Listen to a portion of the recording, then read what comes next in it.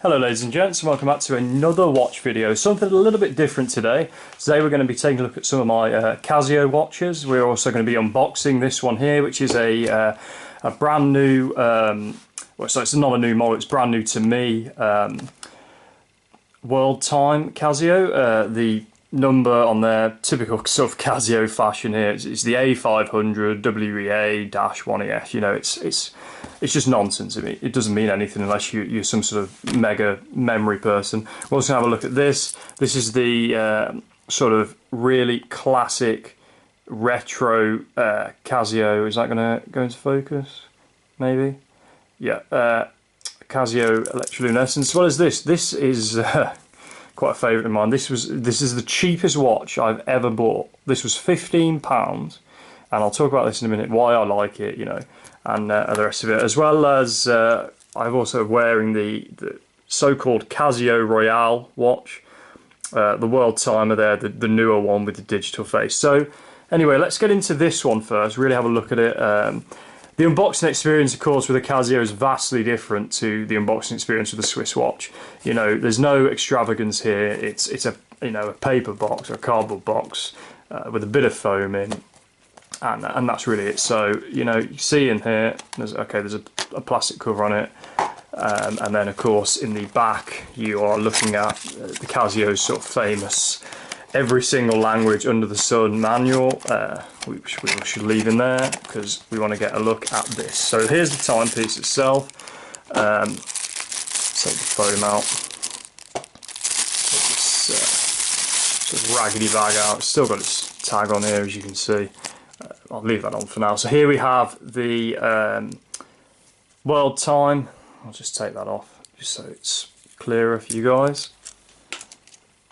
So here we have the world time, and I apologise it's not set up correctly because, like I say, it is fresh, completely fresh out of the box.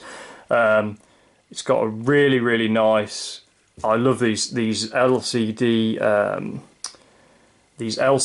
world maps on the top right hand corner, where if you search, you see there London, and I don't know if you can make that out, but it actually highlights the time zone London's in. Then you've got Paris, Tokyo, back to New York City, and then back to London again.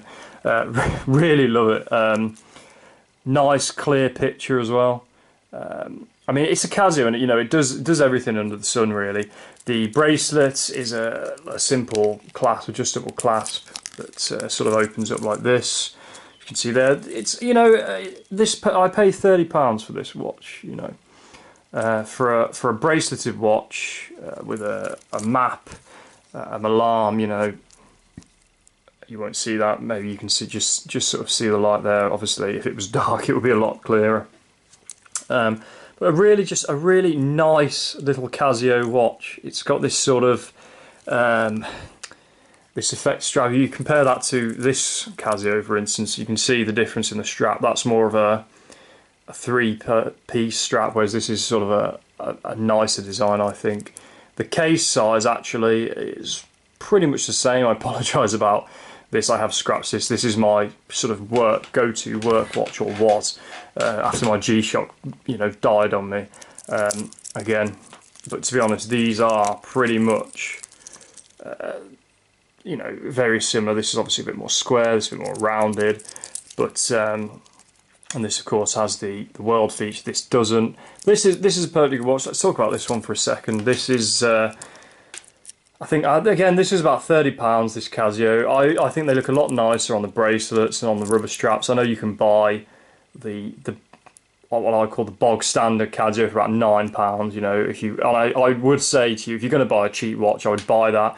I wouldn't buy the sort of market store watches that you see about sometimes. You know, you get them from brands that like no one's heard of. I mean, you know, it might as well just be called like Dave's Watches or something. They're probably going to fail in 10 minutes. You know, these watches, they're going to last. I mean, okay, these aren't G-Shocks. I had a G-Shock, which was of course Casio as well, that would have been in the video, except the battery's dead. But I bought that in 2009, and the battery's only just died about 3 or 4 months ago. So you're looking at 8 years of battery, and that was with it being used every single day. Casio claim probably 10-year battery. In fact, if you look at this one, which I shall remove now, this is the world timer. This is very nice. It's got the clasp. This was a little bit more. It retails around £60, although I only actually paid £35 for it because, of course, you can get these heavy discounts. This one I really like. You know, it says 10-year battery. You know, let's get it up there in bold, eh, guys. You've got the digitized analog clock, if you like, on the top left. Again, the map on the right that highlights, of course, at the moment we're in London, so it's highlighted at GMT. It's got alarms, it's got a stopwatch, it's got you know, pretty much any function you would need on a watch. All these watches have, really, except this one. Now this, I want to talk about this. This is what they call a diver's style watch. I can't remember the code number, and I wouldn't even pretend to. I bought this because, let's face it, for £15, I think this looks pretty damn cool. It's got a bezel that actually rotates like a real diver's watch, although it does go round both ways. It doesn't click. You know, it's not got a nice satisfying click that you may find on Swiss watches. It's got a rubber strap, it's water resistant, you know, it's got a day date there, and really £15, guys, you know, you're talking pocket money really for a watch that if you just want to knock about, it's going to last you absolute years.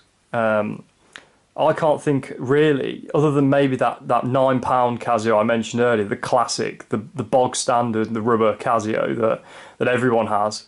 I think that looks a lot cooler for, you know, £6, £7 more, however much it may be. Yeah, love this watch, love the world timer. I mean, it just looks beautiful. This one, the Casio Royale, again, you know, what a great timepiece. £30, guys. I would definitely recommend these.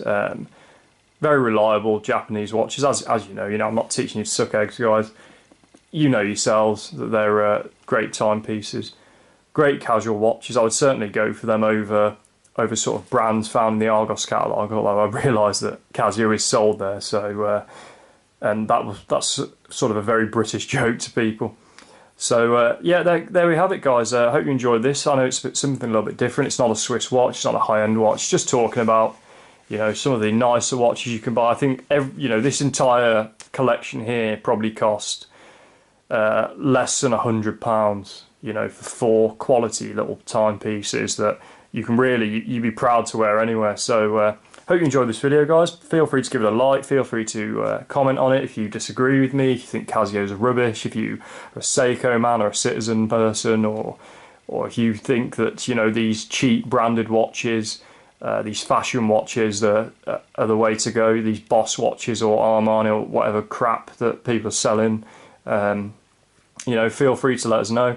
And we'll see you very soon with some more watches. I've got some other videos coming up on gaming, on both online and offline, and you'll know what I mean in the next videos, and any other topics really that take my interest and that I want to talk about. So thanks for watching, guys, and I'll see you very soon.